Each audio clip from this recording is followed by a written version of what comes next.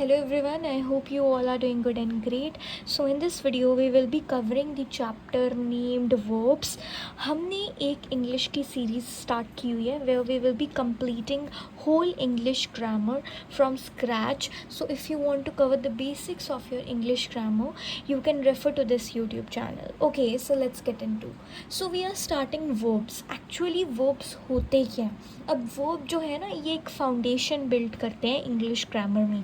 अगर वर्ब नहीं है तो आई गेस इंग्लिश में बहुत ज़्यादा कमी होगी. ठीक है, वर्ब्स के साथ ही इंग्लिश है तो ये एक फाउंडेशन ही है एक्चुअली.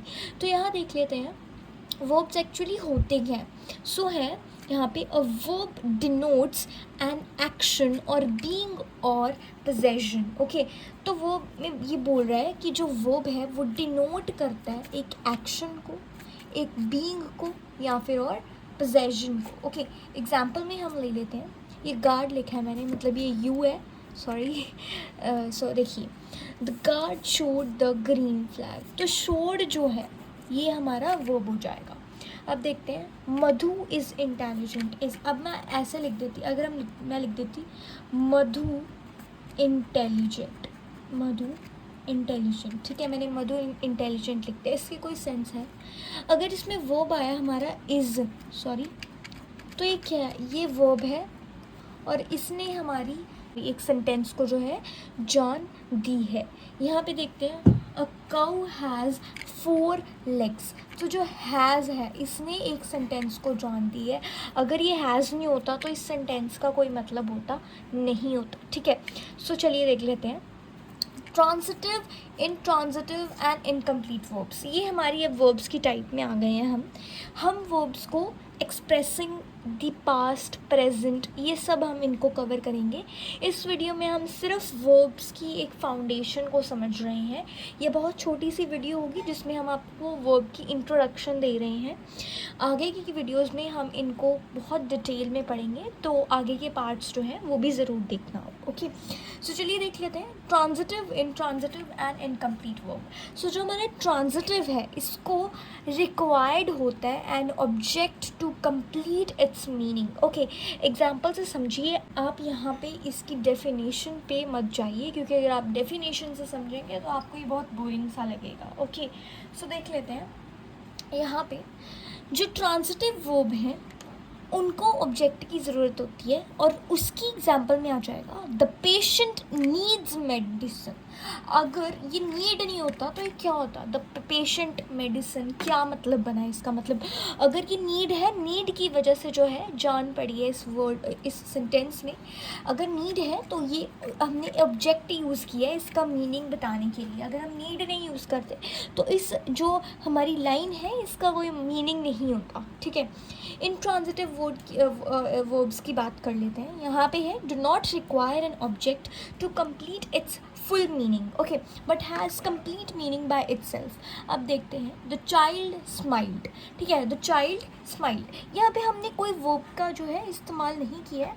अगर हम यहाँ करते भी हैं या नहीं करते हैं, यहाँ पे इसका मीनिंग खुद इसके अंदर ही है. अगर हम यहाँ पे कोई वर्ब का इस्तेमाल नहीं करते हैं तो चलता है, मतलब it is not a big deal. जो हमारे इंट्रांजिटिव वर्ब्स होते हैं, जब हम बात करते हैं इनकम्प्लीट वर्ब्स की, तो नाम से पता चल रहा है ये हमने अपनी छोटी क्लासेस में ज़रूर पढ़े हैं. ये वर्ब्स जैसे हो गए हमारे is, are, am, was, were, will be, shall be, etcetera. बहुत सारे जो हैं हमारे वर्ब्स में आ जाते हैं. यहाँ पे मैंने इज़ यूज़ किया, तो यहाँ पे ये हमारा जो है, अगर हम अकेला इज़ लिखते तो ये हमारा आ जाता है इनकम्प्लीट वर्ब में. Okay, let's see the another one. So here we go with direct and indirect objects. ठीक है, ये क्या है? ये ट्रांजिटिव की जो है टाइप है. हम यहाँ पे ट्रांजिटिव वर्ब जो हमने पढ़ा है उसकी आगे टाइप्स पढ़ रहे हैं, डायरेक्ट एंड इनडायरेक्ट. जो डायरेक्ट है यहाँ बात करते हैं अ नाउन और pronoun that directly receives the action denoted by verb is a sentence.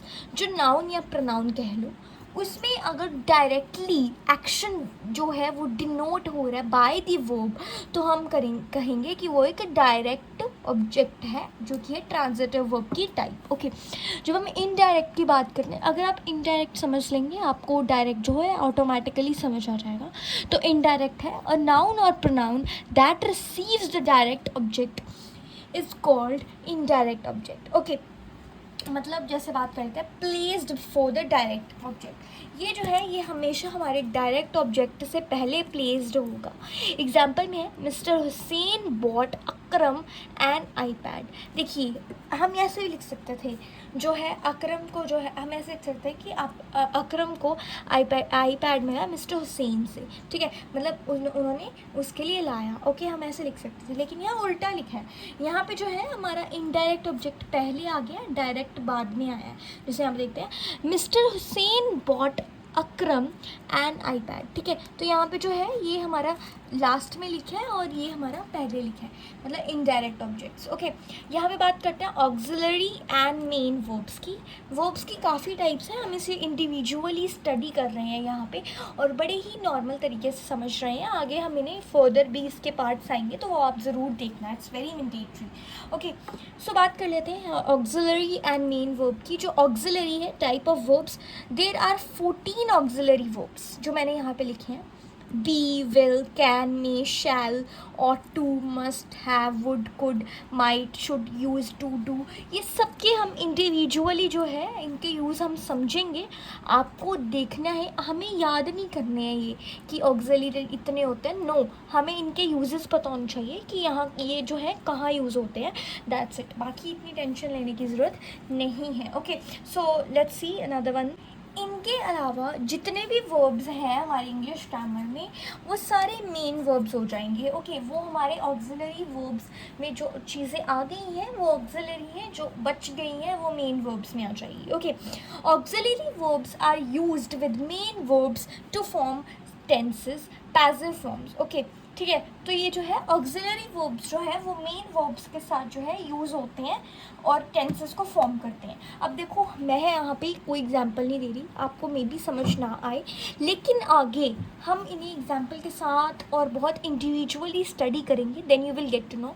Models का जो है अलग से चैप्टर है, ये आपको समझना पड़ेगा। ये बहुत ही, जब हम वर्ब को समझ लेंगे तब हम आगे मॉडल्स को इंडिविजुअली स्टडी करेंगे, सो डोंट वरी। ओके, सो यहाँ पे देख लेते हैं। And all auxiliary verbs with the exception of be, have and do are called modal auxiliaries और simply modals। ओके, तो यहाँ पे be, have and do को जो है हम मॉडल्स में यूज़ नहीं करते हैं।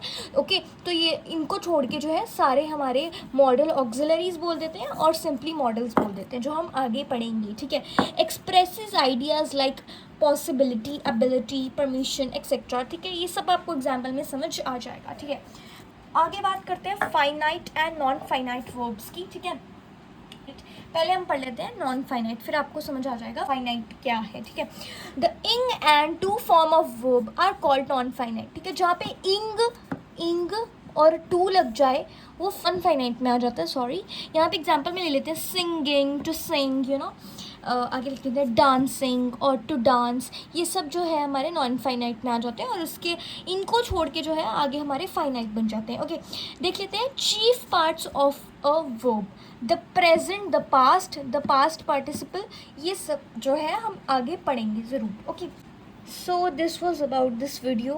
In next parts we will be studying the verb individually and बहुत ही अच्छे तरीके से। ये सिर्फ एक इंट्रोडक्शन वीडियो थी, आगे के पार्ट्स ज़रूर देखना। Till then take care and bye bye.